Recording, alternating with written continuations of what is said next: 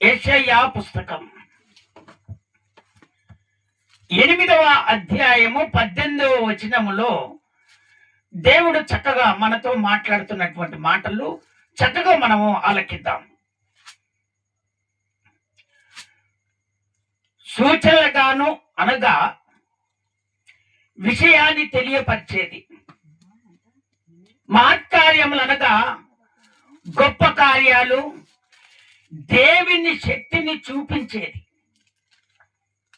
చదువుతారా? 8వ అధ్యాయము 18వ వచనం యెషయా పుస్తకం.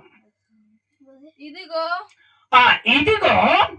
నేనును యెహోవా నాకిచ్చిన పిల్లలను సీయోను కొండ మీద నివసించు సైన్యములకు అధిపతియగు యెహోవా వలని సూచనలు గాను మహత్కార్యములు గాను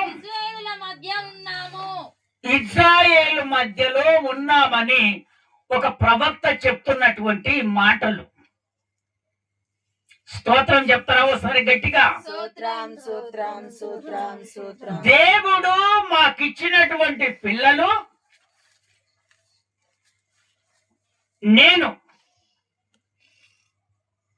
మేము దేవునికి సూచనలు గాను మహత్కార్యములు చేయవారు గాను దేవుని బిడ్డల మధ్యలో మేము నివసిస్తున్నామని చెప్తున్నటువంటి మాటలు అవి. స్తోత్రం చెప్తారా ఒకసారి గట్టిగా? అందుకనే దేవుడు మీతో మాట్లాడుతున్నటువంటి మాట ఏందో తెలుసా? దేవునికి మీరు సూచనలుగాను అవుపడాలంట, మహత్కార్యములు చేసేవారిగా మీరు అవుపడాలని దేవుడు మీతో మాట్లాడుతున్నాడు. సంఘములో ఉన్నటువంటి దేవుని బిడ్డలారా, మీరు దేవునికి గుర్తుపట్టే వారిగా మీరు ఉండాలని దేవుడు కోరుకుంటున్నాడు.